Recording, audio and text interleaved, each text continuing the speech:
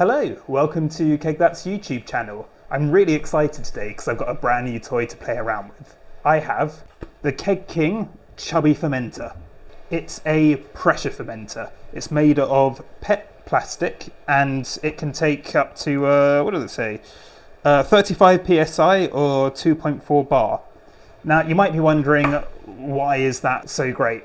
Like, why ferment under pressure? It has quite a few benefits. Fermentation creates carbon dioxide, as you are probably aware, and you can save that carbon dioxide to then carbonate the beer and then put it in your keezer or your kegerator and serve straight off that. So you sort of save a bit on CO2 and the beer gets naturally carbonated and it's actually quicker from grain to glass. You're also not transferring, so you can ferment and serve direct from this one vessel.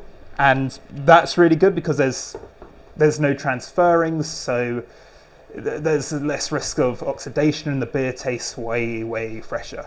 Another benefit in terms of speed as well is that when yeast is fermented under pressure, it doesn't produce esters. So that means that you can actually do a lager fermentation at ale temperatures and it will ferment way faster and it won't produce off flavors. So you can have like a really clean beer, a really clean pilsner or any lager style, and it will be done very quickly. So to give it a spin, today I'm making our Amarillo Pale Ale, and there's a link down below if you want to have a look at the recipe kit or get it yourself, because I want to make a really clean, nice and hoppy beer to really try and put this through its paces. Another benefit actually in terms of hoppy beers is that during fermentation, as the CO2 bubbles out the top of a regular fermenter, it takes with it a lot of the aromatics of the hops, and because you're storing it all under pressure, you lose less of the aromatics and the hop flavour should be much brighter. I'm going to show you how this works, how to set it up, all that sort of thing, so that if you're thinking of getting one, you'll have hopefully a good idea of how it works and how to use it. It's very simple, it's very easy. Another thing as well, this is all one unit, so it looks like it's going to be very easy to clean out, and I'll make another video showing how to maintain it and how to properly clean it after the first brew is done. What comes with the Keg King 30 litre chubby fermenter? So we've got some carry handles, floating dip tube, lid, gas and liquid posts, pressure relief valve, a stick-on temperature gauge, and a measurement gauge. Let's start putting this together. So I'm going to stick on the litres gradient, and it's actually, as you can see, it's conveniently the same size as the fermenter, so I'm guessing you can't go too wrong. I mean, these things are always approximate anyway, but that's actually just really convenient to, it's like the size of the plastic bit, so I'm just going to go stick that on.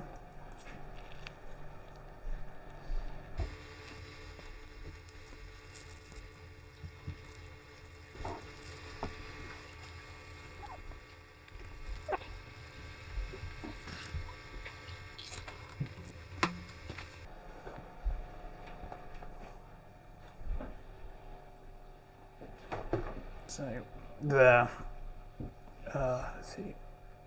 So they're nicely stuck on. Next I'm going to stick on the thermometer, and what it is, it's a sticker which sort of, it highlights sort of where the temperature is. I don't know if you can see it on this camera. One sec. I'm going to stick it on, I'm going to put it down like quite low, as it will give more of a, like here I guess. There we go. I don't know if you can see, it's already like, it's sort of highlighting what the temperature is. Okay, the next thing I'm going to put on are the carry handles, and they just sort of fit over the top like this. And then they screw into place, so it's quite loose at the moment. And what you do is there are like small like nuts here that you tighten, and you tighten it over the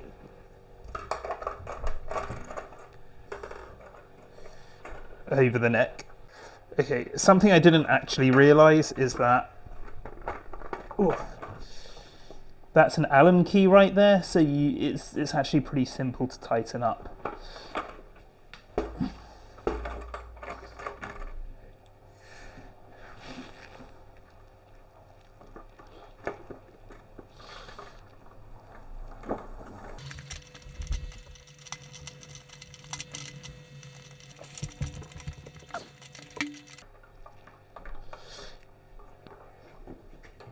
Okay, so as you can see, I can lift it up quite easily. There's like a bit of a lip there that the metal is resting underneath, and that's what lifts it up. And as long as it's comfortably under that, you should be good. Lid construction. So we've got a lid here, which is looks like a very shocked face. And we're going to put the posts in. We've got 2 posts. One is for gas, one is for liquid. Here are the 2 posts. The one on the right has a notch in it. The one on the left doesn't. The notched one is the gas post. Yeah, you see those notches? That is a gas post. This other one doesn't have notches in. That is the liquid post. So it doesn't matter what side the gas or liquid goes into this shocked face, but the way you construct it is you take this thing, this post here, and you just put it into one of the holes. You also have a poppet and a spring. And the way that this sits is the spring, as you can see, is conical. The smaller end slots into the bottom of the poppet like that. So as you can see, it just the poppet sits on top of the spring basically. Then this goes, I'm going to do the gas first, and as you can see it's got the notches in, so that's the gas. That I'm just going to put that in there. And then I'm going to screw this on, and it just has to be done up. So the way to do it, you might help to go back a couple of steps first and then screw this on, and you can just do it up by hand, and that's fine. Gets tight. There, that one's done. Now we'll do the next one in the same way. This post here goes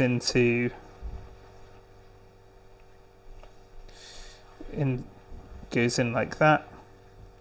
So, and again, we take the spring and the poppet, and this poppet just sits on the spring like that, and we're going to put this in the liquid post, and it's liquid because it's got no notch. And yeah. It actually kind of helps to do it upside down, so the spring doesn't get caught on any of the threads. And again, just do it up by hand. It should be fine. Just make sure it's done up there. The next thing to go in is the pressure relief valve, and this will start releasing pressure when it builds too much, which sort of helps protect the fermenter from exploding, and that just screws into place.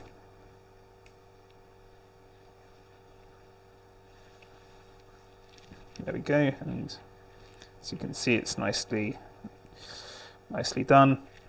And this is a floating dip tube. So what it does is that it floats on top of the liquid, and it will make sense when you see it if it doesn't make sense now.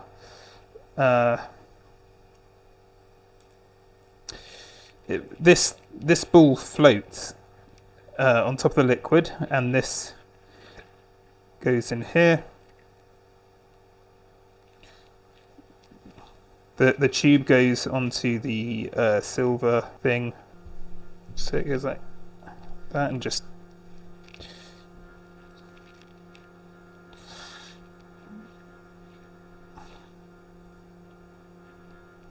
And so what happens is that this draws beer off the top as opposed to the bottom, so you don't get so much trube in your glass of beer. Find the liquid post, which is this one without the notch, and then this end just goes on the liquid post.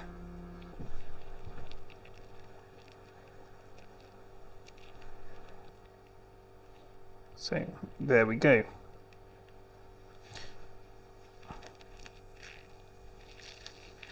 To put the lid on, just put the ball through there. The lid just slots in like that. You can just push it in, and then this collar here just screws on top like that. Here we go.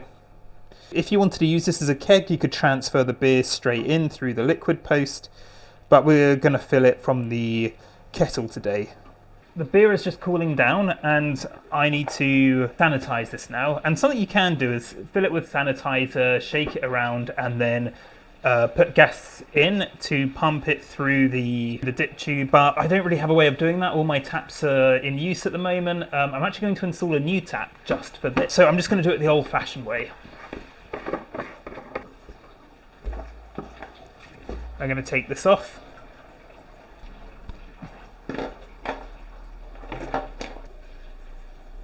Now, one thing is not to heat sanitize these, so don't pour boiling wort straight into it, because these can't take over, I think it's 50 degrees, and certainly with 100 degrees it's going to damage the unit.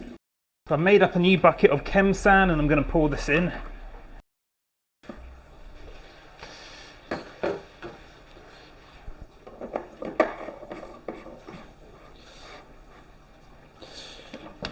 I'm going to do the lid up and then just gently roll it.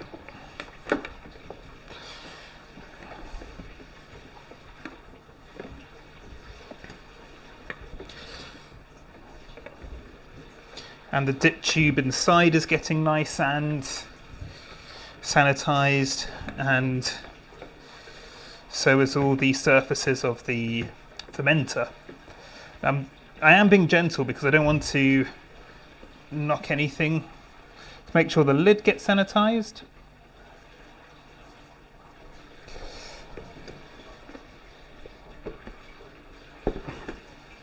And there, it's nice and sanitized. What I do need to do though,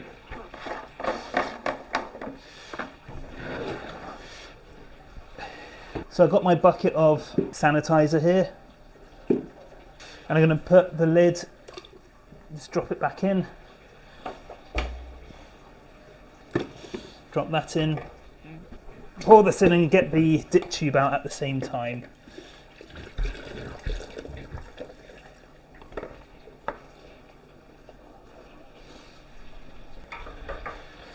Put that on the liquid.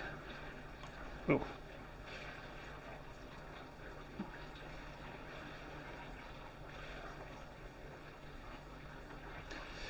Alright, just spray all the bits I've touched.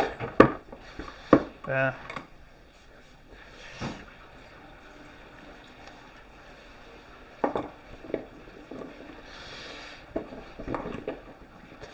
And well, now I'm just waiting for the wort to cool down so that this can go in. I'm filling the fermenter now, and I'm just letting the wort fall from a height which will help to aerate it. And this fermenter that I've got is 30 litres. It does come in different sizes. And I've done a 25 litre batch, although I have put about 4 litres into a smaller demi for another video, which will come out soon after this one. I'm going to pitch the yeast. I've got USO5 yeast and I've rehydrated it. So I'm going to pitch it and then we're going to add some pressure.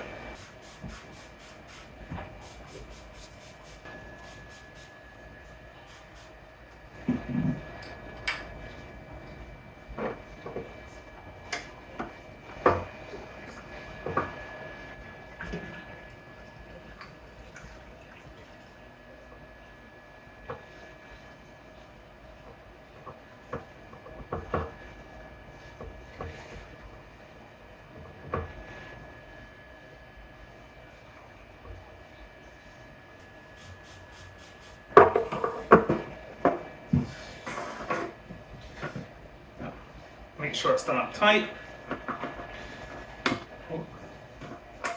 Yeah, give it a bit of a shake.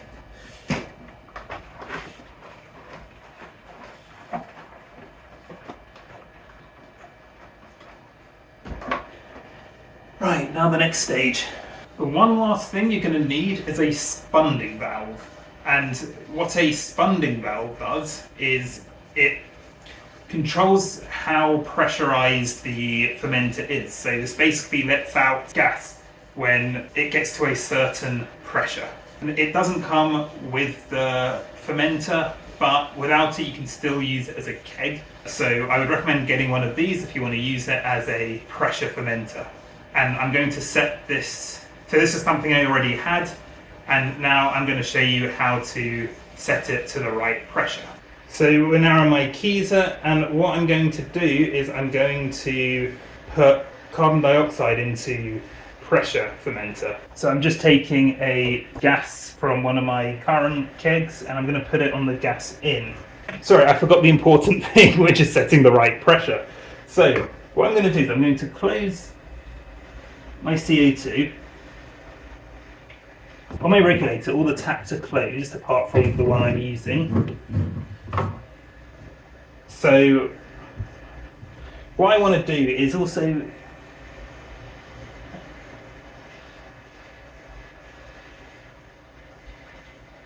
I'm taking off the pressure that I want because at the moment it's set to about 18 psi, and for a pressure fermentation you're going to want between 10 and 12. It does depend on the yeast you're using, and so I would also say experiment around, see what different pressures work well with different yeasts, but I'm going to go for 10 psi.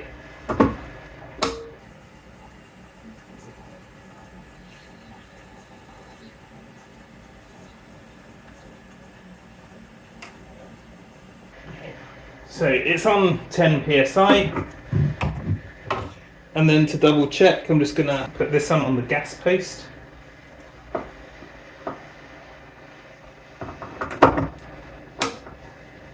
And what is this set to? That's on 10 psi. Ooh, great. However, I'm going to release the pressure just to calibrate it, because when it starts to release gas, we know that it's around 10.